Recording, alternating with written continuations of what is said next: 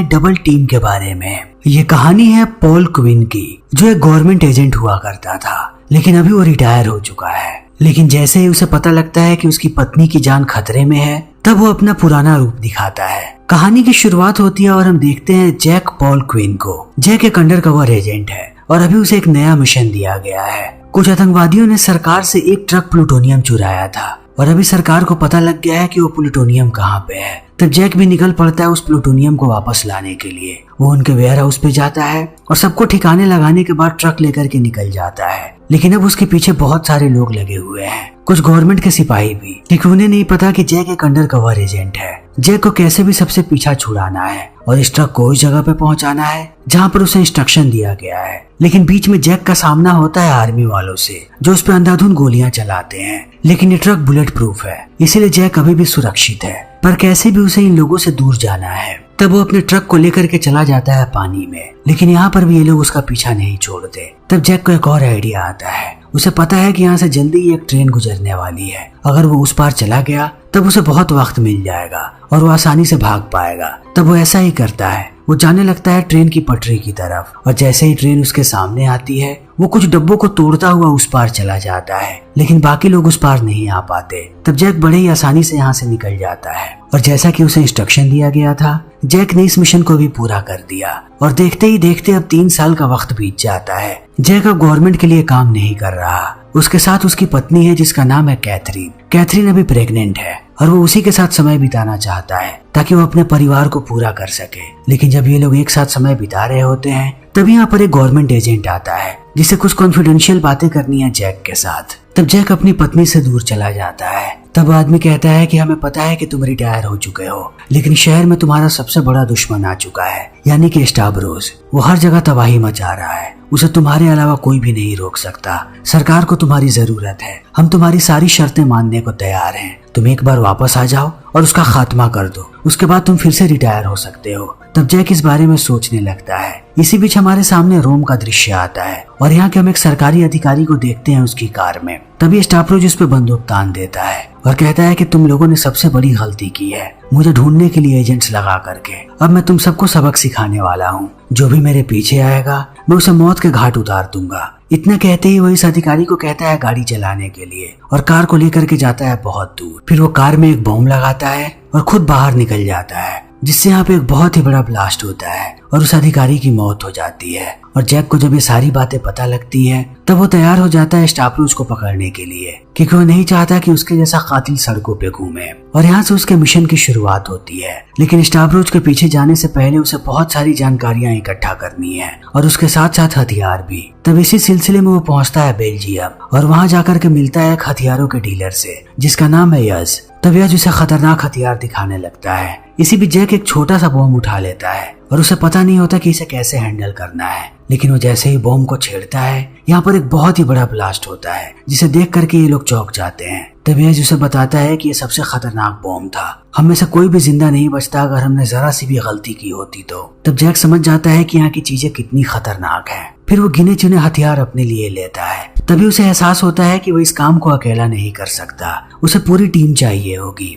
तब वो बुलाता है डेल्टा टीम को और ये सारे लोग काम पे लग जाते हैं स्टावरोस को ढूंढने के लिए। इसी बीच इन्हें पता लगता है कि स्टावरोस एक थीम पार्क में आया हुआ है, लेकिन उसके साथ उसका परिवार भी है, उसकी पत्नी और उसका छोटा सा बच्चा। तब ये सारे लोग अपनी अपनी पोजीशन ले लेते हैं और एक स्नाइपर भी होती है इनके पास। स्टावरोस इनके निशाने पर ही होता है, लेकिन जैक देखता है कि अभी वो अपने बच्चे के साथ है, इसीलिए ऑर्डर नहीं देता कि वो लोग उस पर गोलियां चलाएं। और स्टावरोस को पता लग जाता है कि यहाँ पर टीम आ चुकी है उसे पकड़ने के लिए। तब वो अपनी होशियारी दिखाता है और चारों तरफ गोलियां चलने लगती हैं। यहाँ पर इतनी ज्यादा गोलियां चलती हैं कि स्टावरोस के बीवी बच्चे उसके चपेट में आकर के मर जाते हैं। और इस चीज को देखने के बाद वो टूट जाता है और गुस्से से आग बबूला हो जाता है, क्योंकि उसका एक ही झटके में पूरा परिवार खत्म हो गया। स्टावरोस जानता है कि अभी वो इनका मुकाबला नहीं कर पाएगा।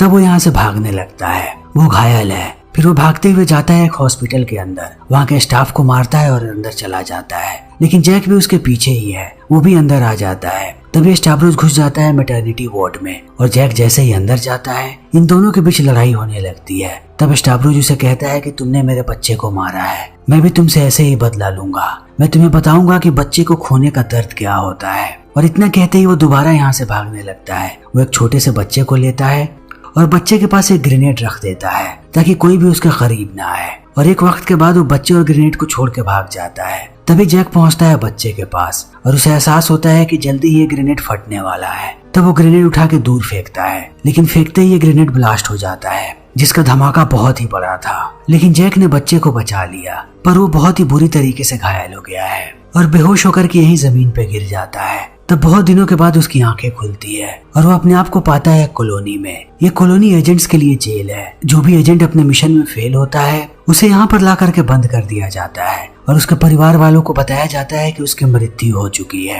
और जैक इस बात को जानता है। जब उसे एहसास होता है कि वो कॉलोनी में आ गया है, तब वो आग बबूला होने लगता है। तभी उसकी मुलाकात होती है यहाँ के इंचार्ज से, जिसका नाम है गोल्डस्मिथ। फिर गोल्डस्मिथ उसे बाहर लेकर के जाता है। यहाँ पर जैक के साथ साथ और भी बड़े बड़े एजेंट्स हैं। गोल्डस्मिथ उसे समझाता है कि ये सारे बहुत ही काबिल एजेंट हुआ करते थे, लेकिन ये लोग बड़े खतरनाक भी हैं। इन्हें अब हम लोग बाहर नहीं छोड़ सकते, चाहे कुछ भी हो जाए। हम वक्त वक्त पे इन सब का इस्तेमाल करते हैं और इनकी नॉलेज का, कि हमें बता सके कि किसी केस को कैसे सोल्व करना है। और वो जैक को पूरा आइलैंड घुमाता है और सारी चीजें बताता है। और उसके साथ साथ वो यहाँ का पूरा ओशन भी दिखाता है कि यहाँ से भागना बहुत ही मुश्किल है। हमने पूरे समंदर में जाल बिछा करके रखा है। हम जानते हैं कि तुम एजेंट्स कितना काबिल होते हो, तुम जरूर भागने की कोशिश करोगे, इसीलिए हमने इतने सारे जाल बिछाए हैं ताकि तुम लोगों को एहसास हो सके कि यहाँ से भागना मुश्किल ही नहीं नामुमकिन है। सारे लोगों पे एक एक आदमी ने हमेशा नजर रखा होता है। तुम लोग चाह के भी यहाँ से नहीं भाग सकते और ना ही किसी को बेवकूफ बना सकते हो।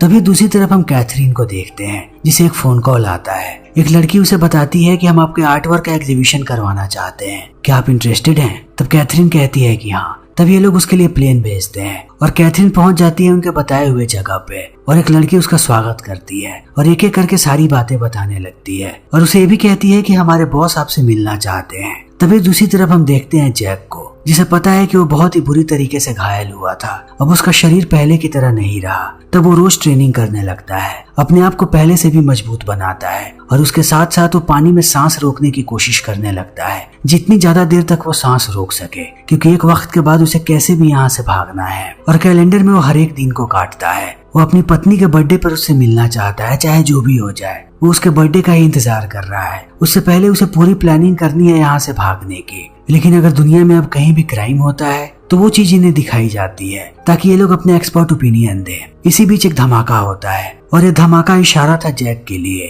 कि स्टावरोस ने उसकी पत्नी को किडनैप कर लिया है। तब इस बात को सुनते ही जैक बहुत परेशान हो जाता है और समझ जाता है कि अब वो उसके बर्थडे तक इंतजार नहीं कर सकता। जितनी जल्दी हो सके उसे इस आइलैंड से भागना पड़ेगा। तभी हम स्टावरोस को देखते हैं जो कैथरीन के साथ है। वो उसे बताता है कि उसे उसकी पेंटिंग कितनी ज्यादा पसंद आई है और सारे के सारे स्कल्पचर्स भी। वो उन सबको खरीदना चाहता है। तब कैथरीन खुश हो जाती है। उसे इस बात की भनक भी नहीं है कि स्टावरोस क्या चीज है।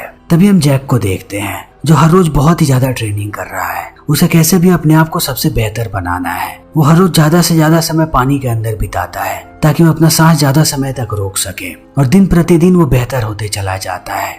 उसके साथ साथ वो अपने फिंगरप्रिंट्स पर भी काम करता है कि यहाँ पर जितने भी बायोमेट्रिक्स लॉक्स हैं वो उन्हें कैसे खोलेगा। और एक वक्त के बाद वो उसकी भी मास्टरी कर लेता है और देखते ही देखते वो दिन आ जाता है जब जैक को यहाँ से भागना है। तो वो धीरे धीरे करके सारे के सारे लॉक्स खोलने लगता है। उसे पता है कि हमेशा यहाँ पर एक कार्गो शिप आती है जो पहुंचती है एक प्लेन के पास और प्लेन यहाँ से बाहर निकल जाता है। जैक को कैसे भी उस कार्गो शिप के पास पहुंचना है और उसके बाद प्लेन के पास। तब जैक कूद जाता है पानी में, लेकिन अब गार्ड्स उसके पीछे हैं। लेकिन गार्ड्स उसे पकड़ते उससे पहले वो चला जाता है कार्गो शिप के नीचे और वहाँ के जंजीर को पकड़ लेता है और कार्गो शिप उसे लेकर के जाती है यहाँ से बहुत दूर। तब वो कार्गो पे लटक जाता है। जैसे ही प्लेन हवा में होता है तब वो प्लेन के अंदर जाने की कोशिश करता है। इसी बीच दो गार्ड्स उसे देख लेते हैं और मारने की कोशिश करते हैं। तब जैक बड़े ही आसानी से दोनों को मार करके नीचे गिरा देता है और जाता है पायलट्स के पास और उन्हें बताता है कि अब मैं जहाँ कहूँगा ये प्लेन वहीं पर जाएगी। तब पायलट्स भी मान जाते हैं। तब जैक इन्हें लेकर के जाता है बेल्जियम और दूसरी दफा मिलता है यज से और उसे कहता है कि मुझे और भी खतरनाक हथियार चाहिए। तब यज कहता है कि मैंने काम बंद कर दिया है,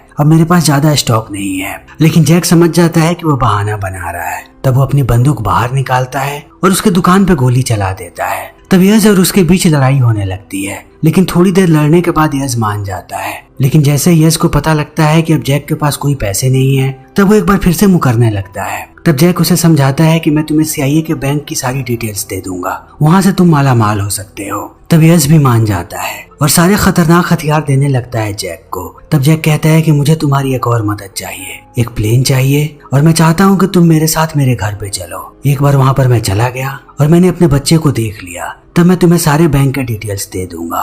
तब यज भी मान जाता है। वो एक प्लेन का जुगाड़ करता है और ये लोग यहाँ से निकल पड़ते हैं और थोड़े वक्त के बाद पहुंचते हैं जैक के घर के पास। तब चुपके से जैक जाने लगता है घर के अंदर और वो देखता है बेबी सीटर को, लेकिन वो जैसे ही अपने बेटे के पास जाता है उसे पता लगता है कि यहाँ पर उसका बेटा नहीं है, एक मूर्त है और बॉम्ब लगा हुआ है, यानी कि ये जाल बिछा रखा था स्टावरोस ने। तब वो खिड़की से कूद करके बाहर भाग जाता है और पूरा का पूरा उसका घर ब्लास्ट हो जाता है। तभी स्टावरोस के गुंडे उस पर हमला कर देते हैं। वो चारों तरफ से उस पर गोलियां चलाते हैं, लेकिन जैक भी उन पर हमला करता है। इनके बीच बहुत देर तक गोलीबारी होती रहती है, लेकिन एक वक्त के बाद जैक सबको मार के गिरा देता है और जाने लगता है अपनी कार के पास, जहाँ पे स्टावरोस ने एक संदेश छोड़ा है कि अगर जैक अपने बेटे को जिंदा देखना चाहता है तब उसे रोम आना पड़ेगा। वहीं पर उसकी पत्नी और उसका बेटा है। लेकिन जब जैक इन सारी चीजों को देख रहा होता है तभी स्टावरोस का एक आदमी उसे मारने की कोशिश करता है, लेकिन ऐन वक्त पे यहाँ पे यज आ जाता है और उस आदमी को मार के जैक की जान बचा लेता है। तब जैक से कहता है कि ये मामला बहुत ही ज्यादा खतरनाक होते जा रहा है, जितनी जल्दी हो सके मुझे बैंक्स के डिटेल दे दो ताकि मैं यहाँ से निकलूं। तब जैक उसे कहता है कि तुम्हें मेरे साथ रोम चलना पड़ेगा,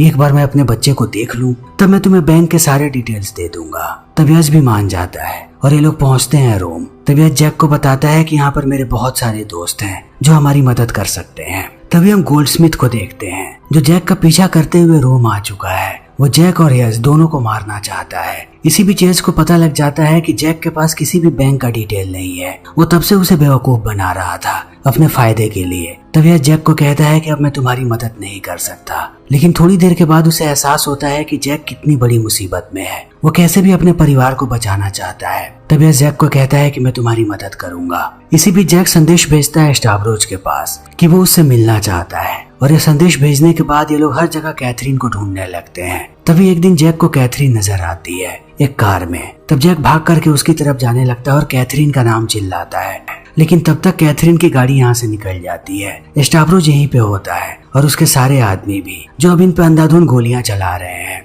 लेकिन जैक यहाँ से भाग जाता है और गाड़ी का पीछा करते हुए उस होटल के अंदर पहुंचता है जहाँ पर इन लोगों ने कैथरीन को रखा है, लेकिन हर तरफ लोग लगे हुए हैं। वो सब इंतजार कर रहे थे जैक का। सबसे पहले जैक का मुकाबला होता है एक ब्रीफकेस वाले आदमी से, जिसका ब्रीफकेस एक ऑटोमेटिक मशीन गन है जिससे वो अंधाधुंध गोलियां चलाने लगता है और यहाँ पर बहुत सारे लोगों की जानें जाती हैं। लेकिन जल्दी ही जैक उस पर हमला करता है और उसका भी काम तमाम कर देता है और जाता है दूसरे माले पे। तब उसके सामने आता है एक बेहतरीन एशियन मार्शल आर्टिस्ट जो हमला कर देता है जैक पे। इस आदमी के मूव्स बहुत ही तेज हैं और बहुत ही एक्यूरेट। वो जैक पे एक के बाद एक किक्स बरसाने लगता है। जैक उसका मुकाबला करने की कोशिश करता है, लेकिन शुरुआत में उसे बहुत सारे मुश्किलों का सामना करना पड़ता है। इनकी लड़ाई बहुत देर तक ऐसे ही चलती जाती है। तभी जैक देखता है कि इस आदमी के पास बहुत सारे हथियार हैं जिससे वो इसे मारने की कोशिश कर रहा है। तब जैक उसके ही हथियारों का इस्तेमाल करता है और अंत में इसका भी काम तमाम कर देता है। इसी बीच हम कैथरीन को देखते हैं जिसका लेबर पेन शुरू हो गया है। वो किसी भी वक्त अपने बच्चे को जन्म दे सकती है।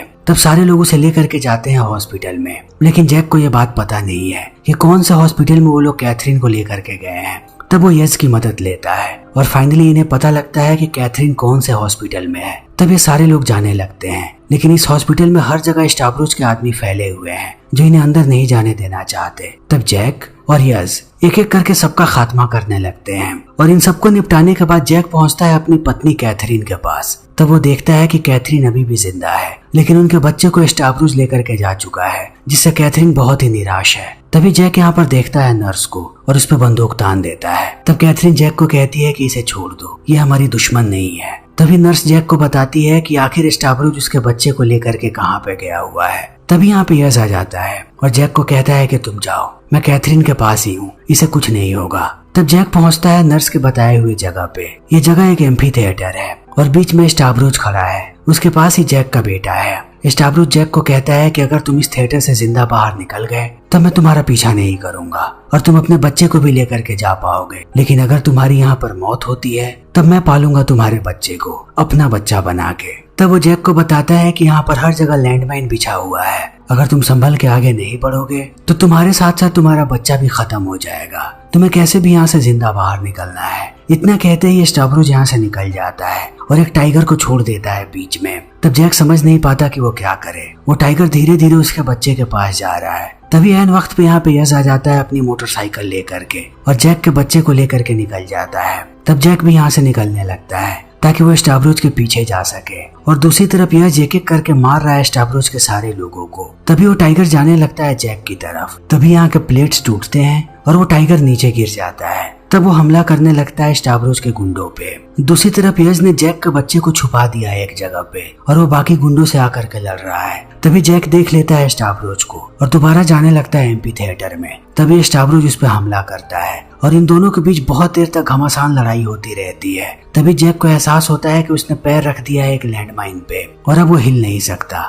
तभी स्टावरोज को भी एहसास होता है कि उसका भी पैर लैंडमाइन पे है। इसी बीच यहाँ पे यस आ जाता है, वो जैक को बचाता है और ये लोग यहाँ से भागने लगते हैं। तब तक टाइगर भी आ जाता है एम्पी थिएटर में और धीरे धीरे करके वो आगे बढ़ रहा है स्टावरोज की तरफ। तब स्टावरोज को ना चाहते हुए भी लैंडमाइन से पैर हटाना पड़ता है। तभी जैक और यज पहुंचते हैं जैक के बच्चे के पास। तभी इन्हें एहसास होता है कि गोल्डस्मिथ के पास है इनका बच्चा। इतने वक्त से गोल्डस्मिथ इनकी मदद कर रहा था और उसने ही जैक के बेटे को बचा करके रखा हुआ है। फिर ये लोग यहाँ से निकलने लगते हैं, लेकिन यहाँ पर एक बहुत ही बड़ा ब्लास्ट हुआ है। इस ब्लास्ट में स्टावरोज के साथ साथ वो टाइगर भी उड़ गया और इन्हें जल्दी यहाँ से भागना पड़ेगा क्योंकि पूरी इमारत ध्वस्त होने वाली है। तब ये लोग पहुंचते हैं एक वेंडिंग मशीन के पास और उसी के पीछे छुप जाते हैं। ये लोग वहाँ पर तब तक रहते हैं जब तक यहाँ की आग खत्म नहीं हो जाती। लेकिन आग खत्म होने के बाद जैसे ये लोग बाहर आते हैं, गोल्डस्मिथ जैक को कहता है कि मैं तुम्हें ऐसे नहीं छोड़ सकता, मुझे डिपार्टमेंट को जवाब देना पड़ेगा कि मैंने तुम्हें मार दिया, इसीलिए मुझे तुम्हारी शर्ट चाहिए और तुम्हारे बाल भी चाहिए। तब जैक उसे दोनों चीजें दे देता है। फिर जैक और गोल्डस्मिथ दोनों यहाँ से निकल पड़ते हैं और ये यहीं पे रह जाता है। फिर इसी के साथ ये फिल्म यहीं पे खत्म हो जाती है।